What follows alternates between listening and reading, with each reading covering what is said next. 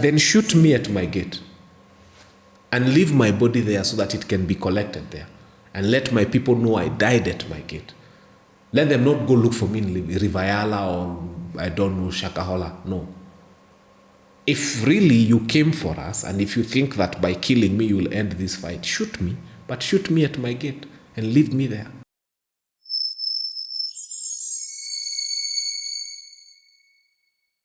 Hi everyone, and thanks for joining us on Fanya Mambo, Africa. This, of course, has been a very busy week for Kenya in particular because of the issues that have been going on around the finance bill and the reject finance bill, Occupy Parliament movement. And of course, because there's a lot that has happened, I have Fanya Mambo with me in studio again, and we're trying to decipher the things that have happened, what it means, and what's next. How are you today? Very well, thank you. A very good morning to you and to everybody who is watching us on this show. Kenya, where are we? At a very good place. I would say we are at a very, very, very beautiful place. But unfortunately, we are getting to a beautiful place at the wrong time. I woke up that Tuesday morning and said, the problem in the room is the draconian finance bill. If the government had listened and withdrawn it that day, would probably have saved a lot of lives. We lost so many young lives. It's unfortunate. In fact, everywhere we go, we start by observing a moment of silence for the lives of those young people. So I will say we are not at a very good place because we've had to lose lives that we did not have to lose. The problem was not the young people who were demonstrating. The problem was the government bringing us a bill that was not acceptable to Kenyans. And since you've just gone into it, I'll touch on the issue of police brutality. What led us to that level where police can actually just shoot at people who are carrying flags and just singing the national anthem and water bottles and phones? Instructions.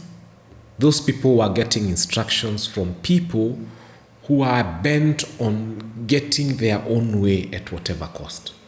I don't think there is a policeman who is irresponsible enough to shoot a 21, 22, 23-year-old young person who is carrying a placard. Those people are mic'd and they keep listening to instructions that are horrible from people who do not mean well for this nation. You remember one was apprehended by the young people and that video is trending and they asked him questions and he actually mentioned the people who were giving him instructions. It's one of the senior politicians in this country. And he was one of the people who actually did kill someone. And they asked him, why did you shoot someone? And he responded and he said who had sent him.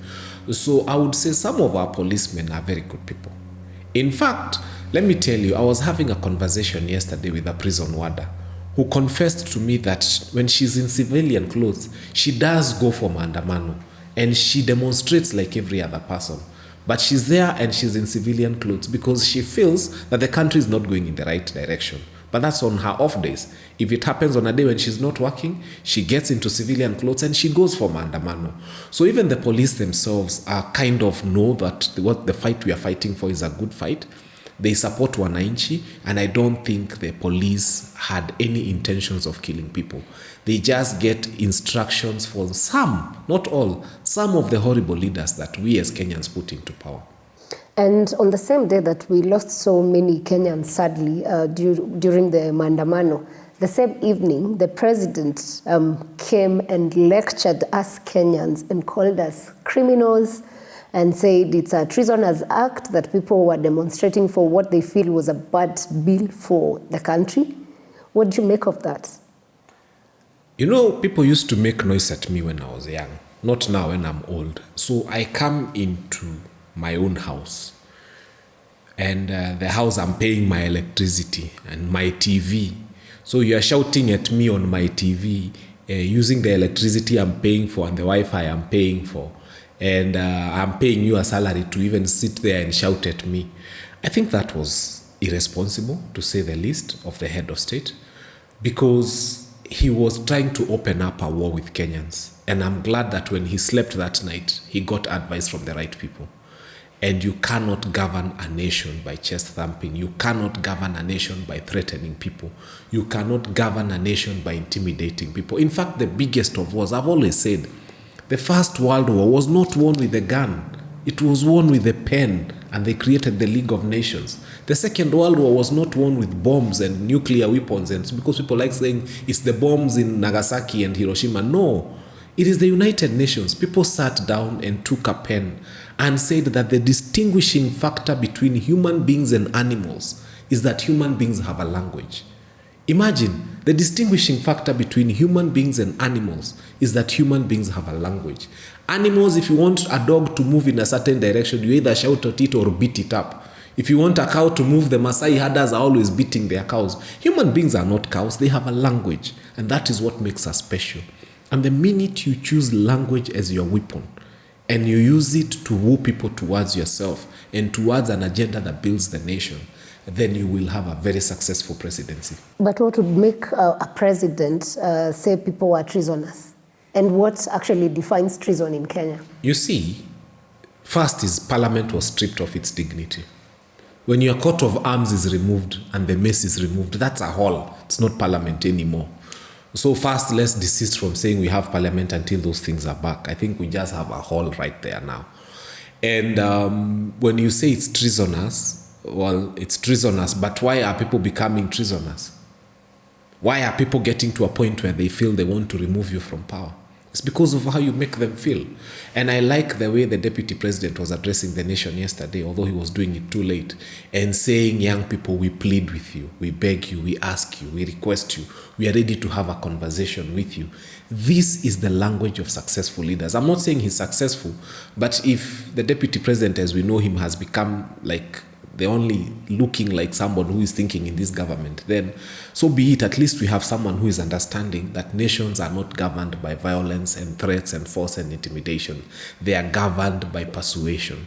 And some of the biggest wars in this world have been won through persuasion. But looking at it, on the speech that the president gave on the following day, after calling people treason criminals on the first day, on the second day, he sounded a bit easy on the people, and sort of course, he threw away the whole, said he's actually taking it back. But still, the issue of people having trust with him, because now it's become a thing of people saying, the first day, that was the Ruto that people believe. The second day, people are saying, this is the Ruto who was speaking to international community. How do you feel about that? I think for us, I have always told Kenyans, the prize for good governance is eternal vigilance. You just have to be eternally vigilant. Vigilant in the sense that you've said you're going to do this, yes. You need an hour or 2 or 48 hours, yes, we are giving you. But if it's not done on the 49th hour, we start again. So we will keep them constantly on their feet. We will ask them. We will come to TV shows. We will go to the streets if we have to. But we shall be so vigilant eternally, we shall keep them on their toes. Now he's saying things we wanted to hear. I mean, for a long time I used to ask, why are you killing us with taxation and then renovating State House and then giving money to the first ladies and so? And I heard him speak of austerity measures, and I'm like, where has this man come from? And what has he been listening to? And what is he listening to right now? So for us as a country, all we care about is getting what is rightfully ours and what is due to us and what is correctly supposed to be done according to the constitution and the laws of this country.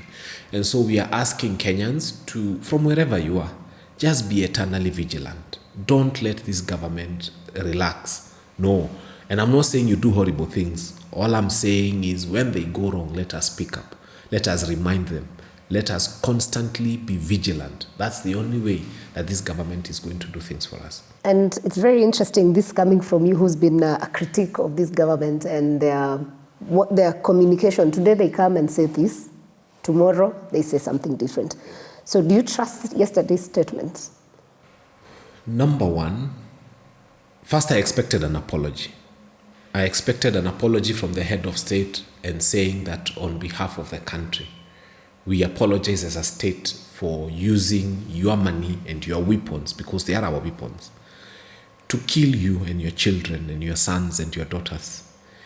And I also expected an apology from government because of things they had said that actually That night, Kenyans slept very worried because we were put on notice. Anybody who's been speaking, anybody who's been saying something, anybody who's been vocal, we were put on notice. And people kept peeping at their window to see if there's a Subaru that's coming and so on and so forth.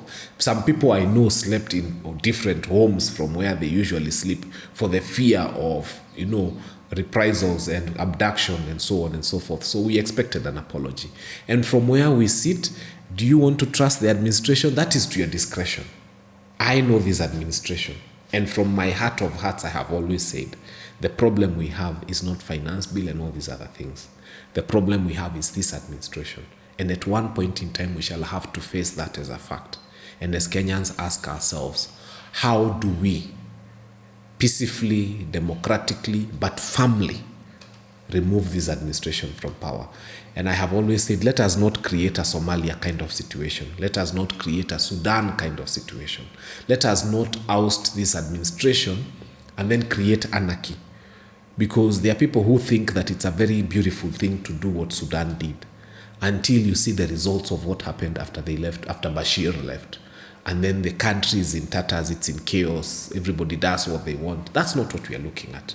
We are saying that if we have to remove this government, let us do it in a manner that shows that we are thinking about tomorrow. Because there are people who just come and say, let's occupy State House. So let's say you occupy and you oust the head of state, then what?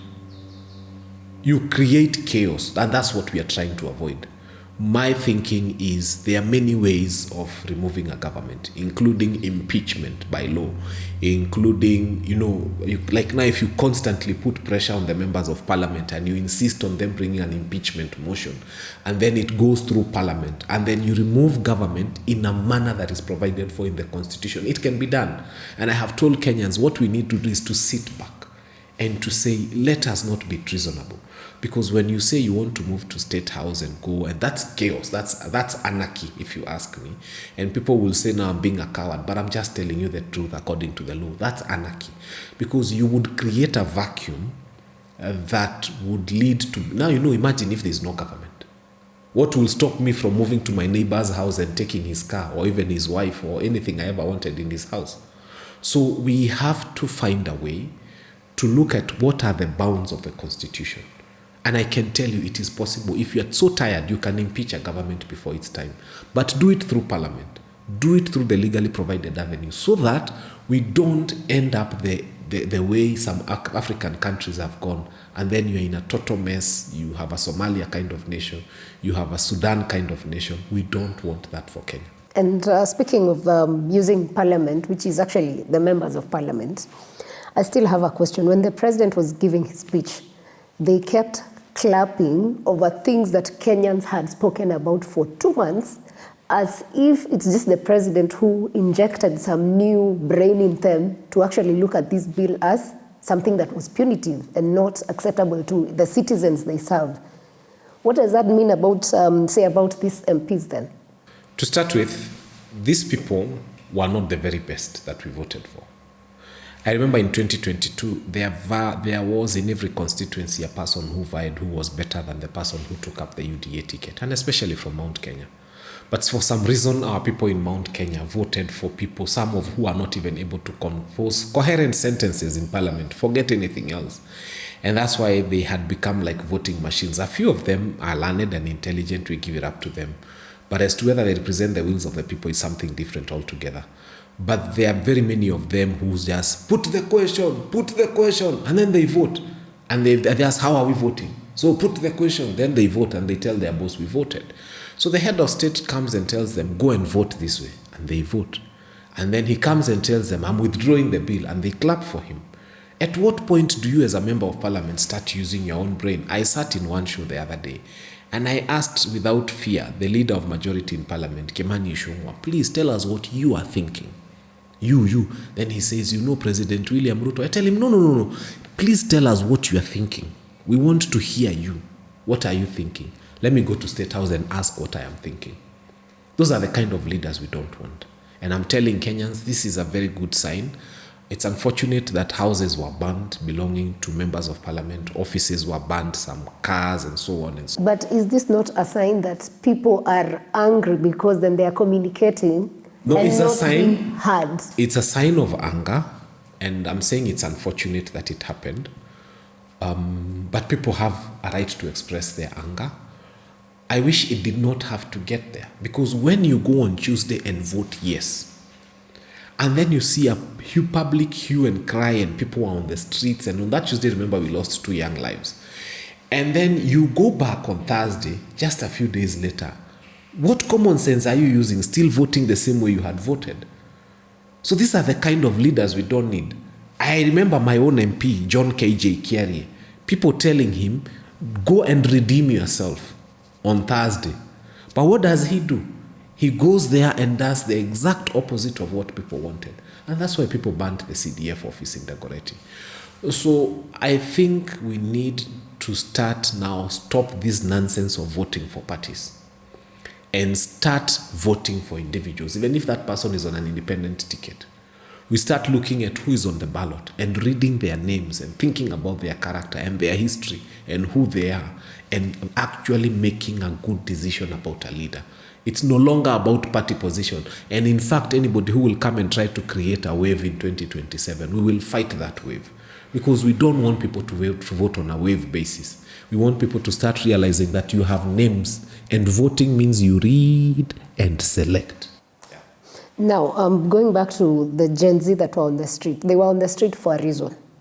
They felt, they keep saying that Gen Z, all they do is use TikTok for dance, use TikTok, for all the things that they can accuse young people of. But then young people used TikTok to push a cause.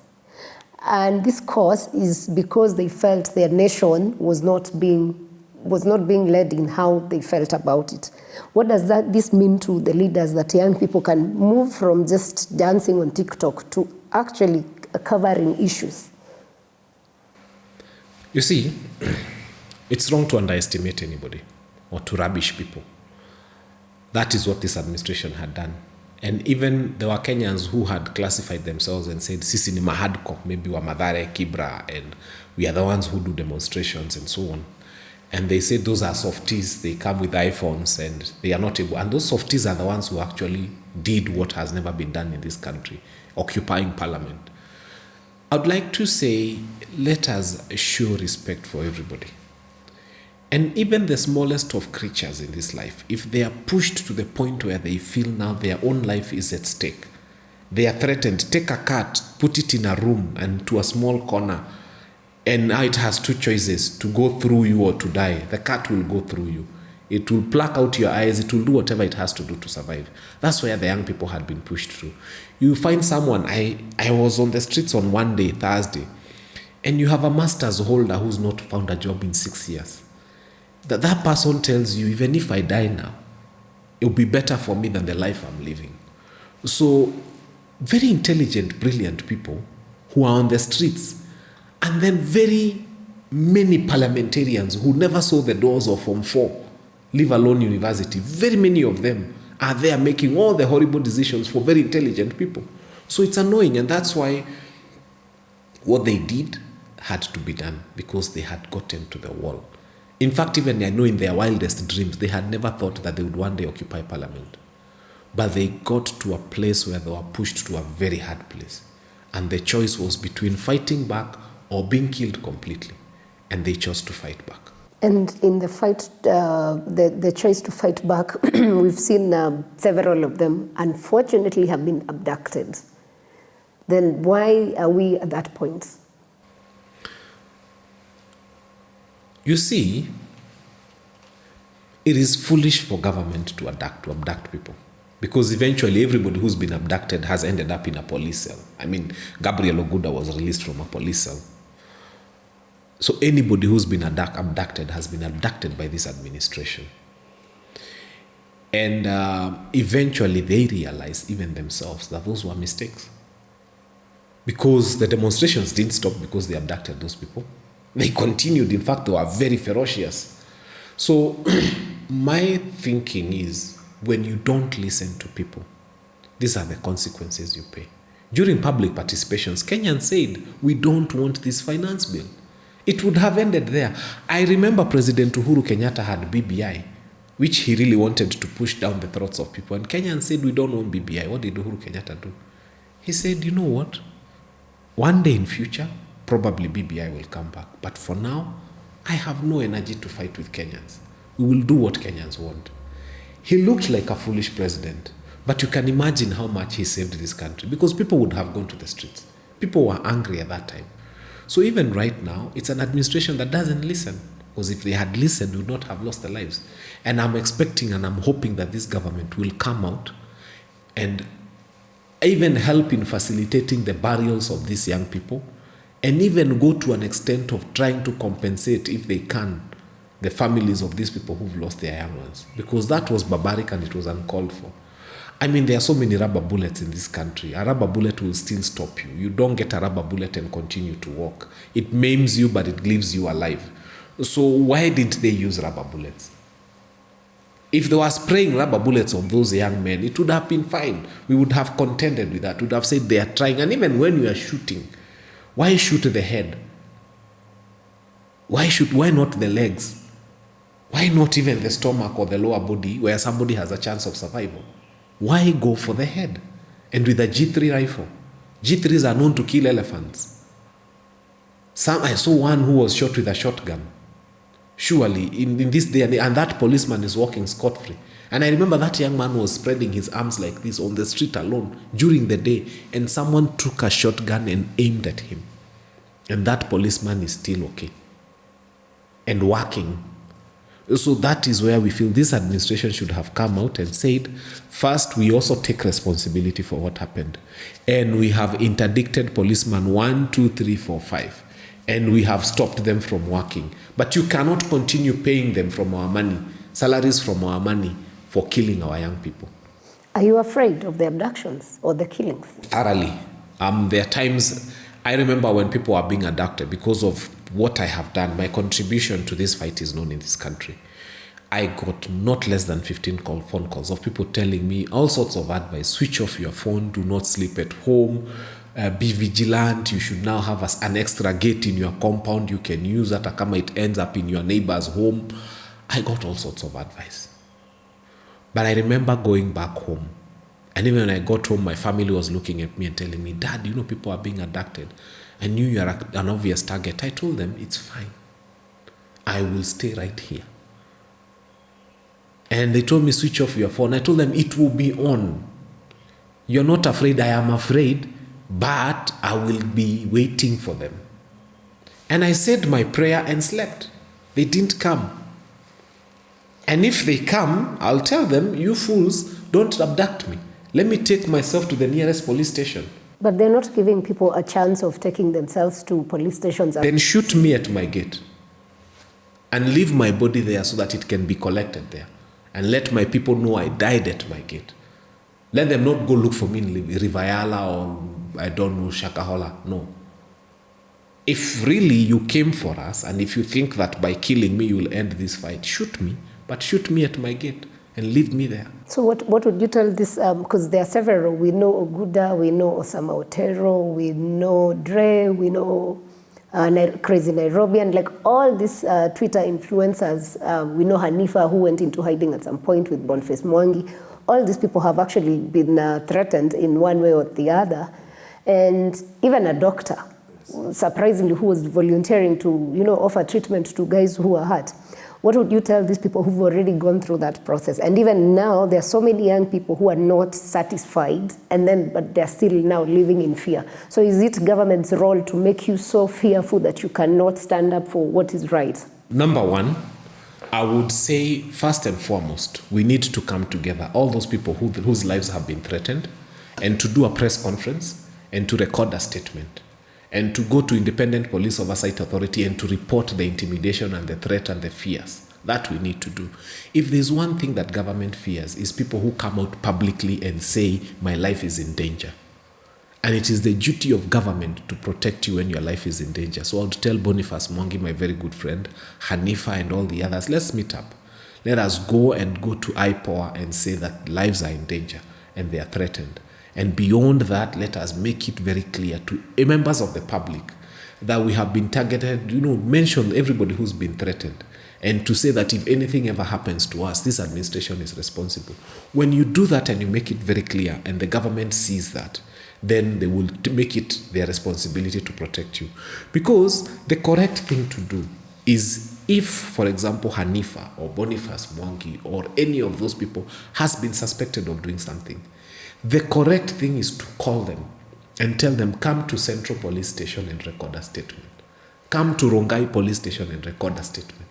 And they go there and they are told you have been suspected of doing 1, 2, 3, 4, 5. And then the family knows that you're at Rongai Police Station, or the family knows that you're being held at Parklands Police Station. And the law is clear. Within 24 hours, you're supposed to be presented to court. That is what we are asking for. We are not asking government not to arrest people. We are asking government, arrest them if you must. Take them to the police station. Record. Let it be known that so-and-so is in cell number 4 or 5 or 1 or 2. Then take them to court the following morning. And let the court either jail them or deny them bail or give them cash bail or give them a cash bond. Then let us go through the legal process. We have no problem with being subjected to the process of the law. We have no problem at all. What we have a problem with is when someone disappears and we have to look for them. So we are asking government, surely if you must arrest someone, please do. But take them through the legal process. Take them to court. Let a lawyer come and represent them. If they are guilty, let the judge pronounce the guilty verdict on them. But let us not have people being hidden in all sorts of places. It is wrong, and that's what we are fighting against.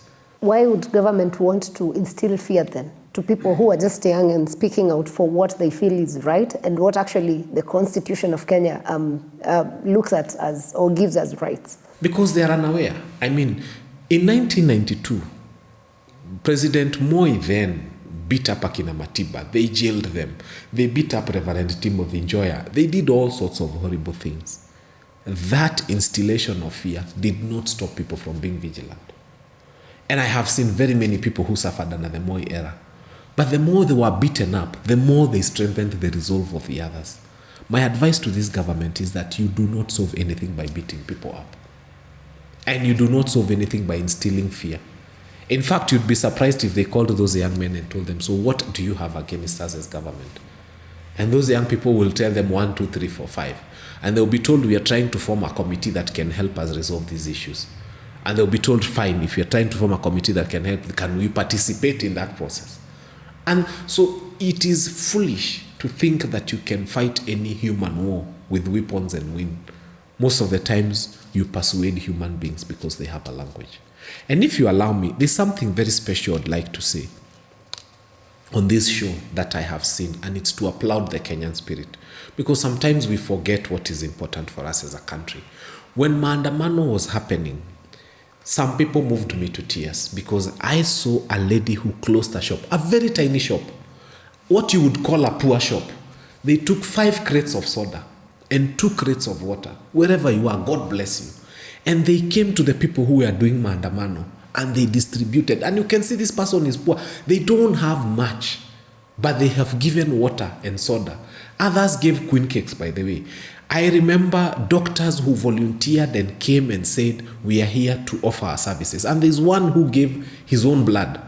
Someone needed blood and one was willing to have their own blood taken out of their system to give a protester they have never seen or never known. They have seen them on the streets that day. And I saw churches that opened their doors. I thank the Muslim community for opening their mosque, and people could come there for water and people could find shelter.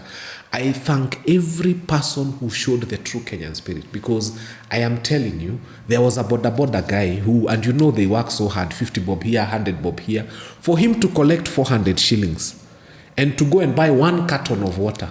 It's a huge sacrifice. And then he came and he gave that water to the protesters. And I remember there was a police who was overcome by tear gas. And there were young people who came and helped him to raise his, and they gave him to wash his face. In Nakuru, there was a place where policemen were overpowered, about 10 of them, and they were being chased. And I remember Kenyans saying, Musiwapige, don't beat them, don't touch them, don't just help them to get away. only for the police to go and regroup and come and start beating these people again. So that Kenyan spirit must be applauded. Let us not dwell so much on those many bad things and we forget that there are some very beautiful, painfully beautiful things that happened on the streets. I will never forget anybody who left their workplace and said, I cannot be able to. There was one person who was on a wheelchair. God bless that one person. Someone offered to push a person who is able differently. We don't call them disabled, but a person with disability. And that person was holding a placard. I don't know whether it was a man or a woman, but the message was being heard that I am not walking like you and I wish I could. I am on a wheelchair, but this is my message. And this is the spirit that Kenyans need. Those people who come and say, oh, I can't go for Manda. I saw a pregnant lady who came and said, it's about diapers for this child who is coming. So you who is at home who is saying you cannot participate in a process like this, I want you to be challenged by that person on a wheelchair, and I want you to be challenged by that expectant mother who came and said, hata mtoto wake aonje tear gas, but her voice is heard. And that was really beautiful to see the unity for Kenyans, for sure. That I applaud everyone who did that. It was amazing. The sights in Nairobi, because I was in Nairobi, that was beautiful, and thank you so much. However, with all this unity, then do you think now Kenyans, having gone through this and the police brutality, unfortunately that was not supposed to have happened, have now any trust in parliament left? There is no trust left in parliament. There is trust left in half of parliament. There are Azimio MPs who stood with Kenyans. And a few of the UDA, like Koimbori, God bless you, for the first time you did not vote as a UDA MP. You voted as a representative of the people. Gavoni wa Moshomba, God bless you. Every day of your life, you have fought this fight. You have talked about the finance bill. You have been fought and you have continued. You have stood firm. You voted no. God bless you. So there is half of parliament, or at least slightly below half of parliament, that Kenyans believe in, that Kenyans love, and that Kenyans feel that these people speak for them. And wherever they are, continue being vigilant. Continue. I remember Sifuna sacrificing his own life. He walked out of parliament and there were policemen who were shooting with guns, and he stood in the way, almost like, I can take a bullet for a Kenyan. Ordinarily, it is Kenyans who take bullets for politicians. Sifuna, wherever you are, I don't campaign for you. I'm not holding brief for you, but I saw you leave parliament and stand in harm's way. You stood in harm's way because of some policeman who was shooting at young people. You were ready to take a bullet. So it's not just rhetoric. You were ready to take a bullet for a young person. And the cops got confused. They were wondering whether to clobber him or to shoot him. So these are the kind of selfless leaders we need. And I hope if we entrust him with even a bigger seat, he's not going to change. But so far, so good. We have a few good leaders and there is confidence in the good ones. Let us forget the horrible ones. And Kenyans, please, in 2027, when the next election is called, don't forget so quickly and put back those people who've brought us here. It's a high time we start changing, and it's a high time we remember the ones who stood with Kenyans and give them another chance. If they still continue on the same trajectory, because we still have 3 years to go. With regards to yesterday's speeches, the president held his speech, and then about 30 minutes or an hour later, the deputy president comes with a very weird or interesting speech, so to say. And the speech starts with saying that we have a rogue NIS. That is coming from the second senior-most person in this country. How do you parade your NIS like that to the public and the world?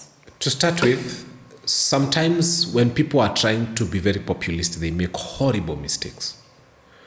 When you stand up at the Deputy President of the Republic in Kenya and say that the National Intelligence Service is bad, that message has been heard by Uganda, Tanzania, Rwanda, Burundi, and even Somalia, where our troops still are. And if they discover our NIS is bad, then they will come in here and do anything because NIS is incapable. You don't come out and say the weaknesses of your government, especially such serious institutions, publicly. I wish he said that we have discovered where the problem is within government and we are going to rectify it. But when you say your NIS is incapable, it means they're incapable of collecting intelligence. And it means they are incapable of doing their work. And anybody will take advantage of that lacuna, and horrible things can happen to this country. That was an unfortunate statement. What does that mean for the Director General, Nuruddin Haji, because he was dressed down in public? If I were him, I would resign. Let's start there. You think I'm bad? Why am I fighting? I'll step down. Get someone who's good. This country has got very many people. You will not dress me down in public and expect me to work for you. I'll tell you, I am sorry. I thank you for the period you've given me to serve you. But I have given you back. Get someone who is more competent than myself. It's sometimes you don't have to fight for public office or to cling on it. Nobody was born in these public offices. Let go. Let them choose someone else. And it's a failure on the part of this government, because I have always told them, 50 million Kenyans, they had a very good chance to choose good leaders. They chose just the wrong ones, the wrong minister, everything wrong. And then they sit back and start complaining. Who told them to choose Nuruddin Haji? There were better people. Who told them, for example, to choose Isaac Mwaura as government spokesman? Now they're having to do a lot of work because the president has to speak, the deputy president. They should have chosen someone better, someone who will not come and tell Kenyans in you pussy. So if the director for NIS doesn't resign, what does that mean in terms of legitimacy and trust with Kenyans for such a sensitive arm of government? Well, we have people who have clung on to power. I mean, we already have a president who is not performing well. We already have a deputy president who is not doing well at all. We already have a very incompetent cabinet. So the director of NIS is a very small person, because some of our cabinet ministers, had never seen high school. Yes, they never did. And so when you come and have a conversation about the NIS director being incompetent, ask yourself, how many ministers are incompetent? And they are more senior than the NIS director. Thoroughly, even the president himself called them one day to State House and told them, you're incompetent. And I know more of what happens in your ministries than yourselves. So he knows his cabinet is incompetent. So it's not news for us. I wish he was telling us we have one guy who is working in this government. We would be so happy. Otherwise, we know everybody else is not working. Nothing is happening. It's not news. I mean, people went to the streets for better governance and for, to get things moving. We're here saying we have an incompetent cabinet. What happens? What's next? You see, the president did not want people who are delivering. Because if he had wanted people who are delivering, he would have gotten people who will deliver. I mean, remember, just look at the previous cabinet. Look at the person of Matiang'i. Look at the person of Mutahi Kagwe. Look at the person of the late Minister for Education, Magoha Professor. You see delivery, you see competence, you see ability. But now I'm looking at this cabinet. And one of the ministers, the only thing he likes talking about is men who are circumcised and the ones who are not circumcised. That's his only agenda. We've not seen anything successful coming from him. We have all sorts of cabinet secretaries. Some, when the doctors were on strike, we got to know about the Minister for Health. Up to date, if you ask random Kenyans who are watching me today, who is the CS for Labor? There are CSs in this country that Kenyans have no idea what their names are and who they are. So are we doomed for the next 3 years, or what would be your recommendations then? My recommendation is that 1, the president needs to wake up. 2, he needs to fire his whole cabinet. 3, he needs to get competent people. The reason why Singapore is where it is because they believe in meritocracy. They chose the people they believed and felt are the best, the most brilliant, the brightest, the most capable, and gave them positions of leadership. You cannot proceed as a country when you look for people who go to class 3, form 4, people who are incompetent, people who have no record of having ever done anything for themselves, leave alone for the country, and then you give them key dockets. Look at how Nakuminja handled the health crisis in this country. So as long as you have that cabinet, everything that could go wrong will go wrong. And the president has to realize this is the time to wait, no, and say, all of you go away. This is about my legacy. Start saying who is the best Kenyan to run the Ministry of Education. Who is the best Kenyan to run the Ministry of Health? And when you get the best, then you tell them, I'm giving you the very best of permanent secretaries. And I want it to cascade down. That even when you're looking for a cleaner in the ministry, he must be the best cleaner that Kenya has ever had. If you are looking for anything in this government, let government have the best employees at a civil service so that the public, the private sector will be looking forward to poaching from government. Yeah? Let the best teachers be within government schools because now they're in private schools. Let the best doctors be within government hospitals because they've gone to do private practice. So government has to make itself attractive and they have to change and create a motto and call themselves best and start saying, even from the government spokesman, who is Isaac Mwaura? We want the best. And within the media fraternity, there are very many good people who know how to communicate, who have been trained on what to say, who would know to capture the mood of the country. Get the best and remove rubbish from government. Otherwise, the next 3 years, it's a spiral downfall.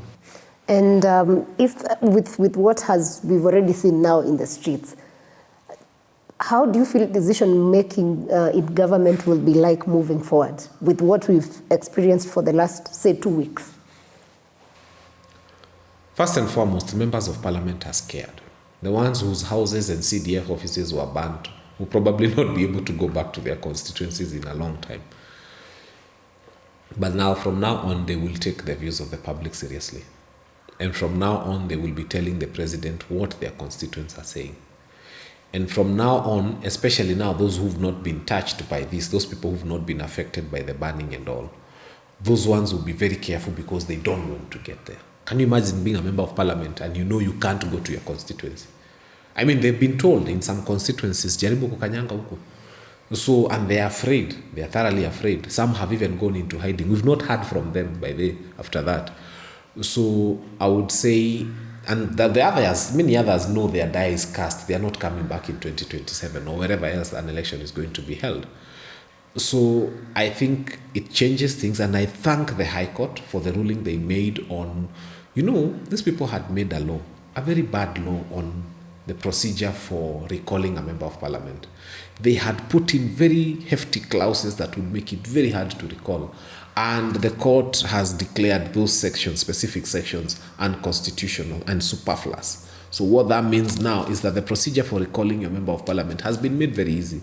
And now my clarion call to Kenyans, come up when you are mewachosha, this is the time to collect signatures. So that by the minute they constitute IBC like this, we throw them into a by-election and get the people we want. And what does it now, this whole happening of demonstrating and occupy parliament, what does it mean for Kenyans as citizens? It means that we shall never be governed the same way again, and that Kenyans will never be taken for granted again. These demonstrations happened successfully in 35 counties. Without a central coordination unit, without a politician calling for them, without funding. They tried looking for traces of people who were given money, they wakakosa. As I'm telling you, people were coming to offer their own water and whatever to the demonstrators. So it means that government will never again, not unless they are careless, but they will never again take Kenyans for granted. And by the way, why does government believe every cause has to have someone who's funding? We saw the spokesperson accuse Russians. Someone else said the Illuminati group. I've always told Kenyans, when your aeroplanes for fighting are the ones that would be used for spraying crops in other countries, don't go talking about Russia. Okay? I have always told them, if you look at your fighting aircraft, and you look at it, and in some countries it can only be used for seeding the clouds to give rain, why are you having a conversation about what interest does Russia have in funding these things? So some of these statements are very careless. Another one talks of Illuminati like he's ever seen them or has ever gone to where they are. But you see, his name is Kagombe. I think his parents made a very good choice for his name. For those who understand Kikuyu, they were just right, spot on. This is the good name for him. So my thinking, my feeling, and my view is that these people have laid their bed. Let them lie on it. It's that simple. And as we come to a conclusion, The president has been very big on, we want to make Kenya next Singapore in Africa. We want to make, all the good countries be what we want to be. And then when he went for the summit in Italy this month, we were in support of Ukraine. But if you follow the politics of Ukraine, it took a coup and the young people getting to the streets. Then does he know what it means when he references some of these things with regards to what we are doing? Because this information, people have access to information now. So when you make such declarations, then you come to Kenya and say young people should not be on the streets. What are you communicating? I think we made it very clear that some of the things our president says out there do not represent the wishes and the will of Kenyans. Yeah, if our president comes to your country and says something, please ask Kenyans whether that's our true position. Because on some of these things, that's not our true position. As Kenyans, on our international policy, and it hasn't changed, we have been non-aligned. We want to trade with Ukraine, and we want to trade with Russia. If some Russians want to come here and marry some of our young men and women, and some Ukrainians want to do the same, good. If we want to go to those countries and we want our young people to work there, get married there, we don't care if they're in Russia or in Ukraine. For us, how they relate with one another is their business. All we care as a country is we have a good relationship with Ukraine and we want to have a good relationship with Russia. And to the extent that they are fighting, we'll tell them, once you are done fighting, tell us who won. And then once you tell us who won, for us, all we want is to continue doing trade with each of you. And we shall not disrespect you or the other. That is a position we have as a country, and it's not going to change. Any other position is not a Kenyan position. Even if it was said by the head of state, it is representing his wishes. For us as a country, Ukraine is our friend. Russia is our friend. And we have a Russian embassy here in Nairobi, by the way, very close to our defense headquarters. So let us just be, just be careful. Let us just be very, very careful with how. This is one country that has got, I think, the biggest reserve of nuclear weapons. So don't go talking carelessly about Russia. Just avoid, say good morning to them. They're near their defense headquarters. When you're coming back home, say, the Russian ambassador, you are still there, you're fine, yes. Add more security to his residence in Nairobi. Let's have very good and cordial relationship with our international friends. We are not big enough to start having a conflict with such of these countries. I like the way you're very diplomatic, as a Kenyan, and that is very interesting. This is what we want. Our international policy is very clear. It is actually not clear. It's the opposite. It has been clear for a long time until we got people who want to please everybody everywhere. But yeah, that's why I'm saying it's not clear. No. Kenyans have made it very clear that some of those statements that were made were personal. The ones that refer to our country is that Ukraine is our friend and Russia is our friend. Don't ask us who is more of our friend than the other. They are our friends and we trade with both of them. Okay. Yeah. We've had a very busy week as Kenyans because of the demonstrations and the reports coming from everywhere and the activity, Occupy Parliament, which people did. Now people were saying Occupy State House. I'm hoping people don't do that because that would be not a very good idea on the other side, legally speaking. But what would be your concluding statements on this, especially to the leaders and to Kenyans in general with regards to fighting for what is good for them? I think, number one, let us not create anarchy in the country. I am a strong believer in good governance. But I've also seen countries that were trying to liberate themselves and they got out of the frying pan into the very hot fire. Remember, there are some horrible people who would love that Kenya goes the Sudan way, and then there's anarchy, and they have a few guns, and we become another Haiti. So as Kenyans, one of the first things we need is a lot of vigilance. Keeping these people on toes, keeping them answerable to us, and making sure that they have no room to steal from us or do something that is wrong. As we explore all constitutional methods, because we have a constitution, of, if it's impeachment or recall of a member of parliament or, some people are threatening to beat them up and kill them. I said, no, don't do that. It's unconstitutional. It's illegal. But There's a way you can give them social stigma that is worse than beating them up, painting them for who they truly are, and letting the world know that this person betrayed us. They did what we told them not to do. They voted for a bill we say they should not vote. Ostracize them. Let them feel that the society doesn't want them. But don't beat them up. Don't touch their families. Don't touch their children. Don't create anarchy. That's all I'm trying to say. Then as a country also, occupying State House is not one of the constitutionally recognized methods of removing a president. And I can tell you the countries that have done that have ended up in a lot of problems, because you can very easily do it and then they look and see this is 1 million people. We cannot spray bullets to 1 million people. So they probably might let you go in and then they go up with choppers and leave. But that leaves a vacuum that cannot be filled. And you start experiencing problems the same night. Because gangs will mushroom from nowhere. There's no government, steal, rape women and do all sorts of things. That's what happens. And that's why now you have like Haiti. It's a country where you don't have a strong, stable government and gangs wield more power than government, and it becomes horrible.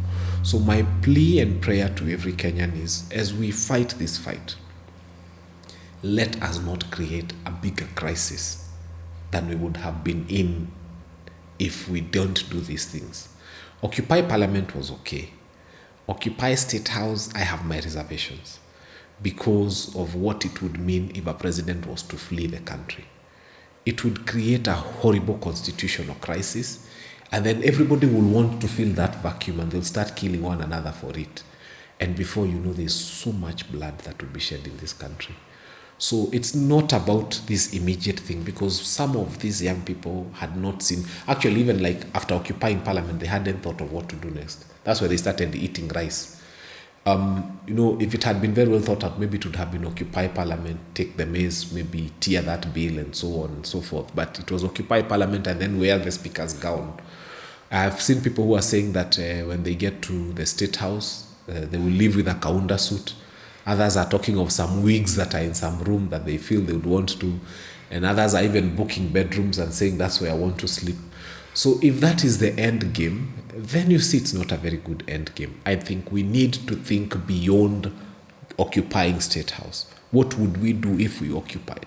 Maybe they'll find a room that has got some money they'll steal, and then let us think beyond that. And I think as a nation, sometimes bearing this brunt of a bad government because it was voted for by Kenyans might be better than creating anarchy. I have always said if we had a choice of, a government as horrible as the Moi administration or being like Somalia, we would still have a bad government. And I'm not saying we shall condone it, but it is better than creating anarchy. So my message to every Kenyan, please, whatever you do, let us not land this country into a place where we look back and say, we wish we did it differently. But I've told you there are constitutional avenues. If you have to impeach, because that creates an avenue through which you can fill in the gap. Wow. Thank you so much for being here and analyzing the issues with us today. We appreciate so much, and we hope we can catch you soon, depending on what happens next. Yes. All right. Asante sana. Karibu. So we appreciate you so much who's been with us and who's watched to the end. Also shout out to Kenyans who actually came out in large numbers and were peaceful to push for reject finance bill. Also, we appreciate that the president, albeit late, took his time and looked at it and decided to, say no to the finance bill. We appreciate that, but we hope you can actually take this country to where we want it to be as Kenyans, because when this country becomes good, it's good for everyone. It should not be good just for people who are corrupt and steal, and MPs who don't use their brains to reason. This country is for all of us, the 52 or 54 million Kenyans that we are. It is good for everyone, and we all demand to have good governance because we put you there because we believed in you. Please make our belief in you come true. You have 3 years. Do redeem yourself. Thank you so much. Remember to subscribe, like, and share your comments with us in the comment section. Also share this with your people in your networks. See you on the next one.